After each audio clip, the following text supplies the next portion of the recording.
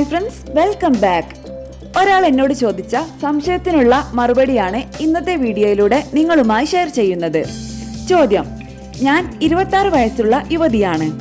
ഉറക്കത്തിൽ വലിയ ശബ്ദത്തോടെ കൂർക്കം വലിക്കുന്നു എന്നതാണ് എന്റെ പ്രശ്നം. എന്റെ വിവാഹം ഉറപ്പിച്ചിരിക്കുകയാണ്.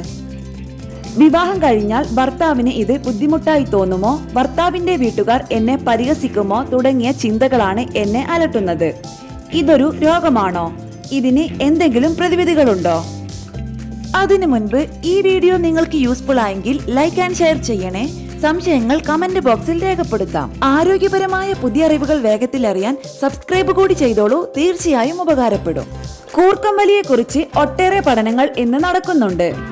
അമിതമായി കൂർക്കം വലിക്കുന്നവർക്ക് പലതരം ആരോഗ്യ പ്രശ്നങ്ങളും ഉണ്ടാകാം എന്നാണ് പഠനങ്ങൾ പറയുന്നത്. രാത്രിയിൽ ഉറക്കം ശരിയാകാത്തത്, ഉന്മേഷക്കുറവ്, അലസത, ഉയർന്ന രക്തസമ്മർദ്ദം, ലൈംഗിക ജീവിതത്തിലെ പ്രശ്നങ്ങൾ എന്നിവയ്ക്ക് കാരണമാകാറുണ്ട്. അതിനാൽ കൂർക്കം വലി ഇന്ന് വലിയൊരു ആരോഗ്യ പ്രശ്നമായി ഉയർന്നു വന്നിരിക്കുകയാണ്. ശരിയായ രീതിയിൽ ശ്വാസോച്ഛ്വാസം നടക്കാൻ നമ്മെ സഹായിക്കുന്നത് ശ്വസന സംബന്ധമായ അവയവങ്ങളാണ്. എന്നാൽ ഉറങ്ങുന്ന സമയത്ത് നാവ് പുറകിലേക്ക് മാറുകയോ അല്ലെങ്കിൽ ശ്വസനക്രമത്തിൽ എന്തെങ്കിലും പ്രശ്നങ്ങൾ വരികയോ ചെയ്യുന്ന ആളുകളിലാണ് കൂർക്കം വലി പോലുള്ള ബുദ്ധിമുട്ടുകൾ കണ്ടുവരുന്നത്. അമിതഭാരം ഇതിനൊരു കാരണമാകാറുണ്ട്. അല്ലാത്തവരിൽ ഒരു സ്ലീപ്പ് ടെസ്റ്റ് നടത്താവുന്നതാണ്. ഇതുവഴി രാത്രിയിൽ അല്പനേരത്തേക്കെങ്കിലും ശ്വാസം നിലച്ചു പോകുന്നുണ്ടോ എന്ന് മനസ്സിലാക്കാം. അങ്ങനെയുണ്ടെങ്കിൽ അതിനുള്ള ചികിത്സ തേടേണ്ടത് അത്യാവശ്യമാണ്. നിങ്ങൾ വാഹനമോടിക്കുന്ന ആളാണെങ്കിൽ വളരെയധികം ശ്രദ്ധിക്കണം. രാത്രിയിലെ ഉറക്കം ശരിയാകാതെ വരുമ്പോൾ പകൽ സമയങ്ങളിൽ പെട്ടെന്ന് ഉറങ്ങിപ്പോകാൻ സാധ്യതയുണ്ട്. അങ്ങനെയുണ്ടെങ്കിൽ ജീവിത പങ്കാളിയുടെ കൂടി സഹായത്തോടെ നിർബന്ധമായും സ്ലീപ്പ് ടെസ്റ്റ് നടത്തണം.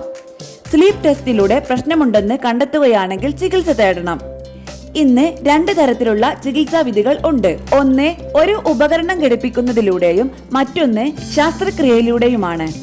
എന്നാൽ അമിതവണ്ണം, അമിതമായ പുകവലി, മദ്യപാനം എന്നിവ നിയന്ത്രിച്ചതിന് ശേഷം വേണം ഇത്തരം ചികിത്സകൾ തേടേണ്ടത്. ഇത് ഭാവി ജീവിതത്തെയും ദാമ്പത്യ ജീവിതത്തെയും ബാധിക്കും എന്നോർത്ത് ആശങ്കപ്പെടേണ്ടതില്ല.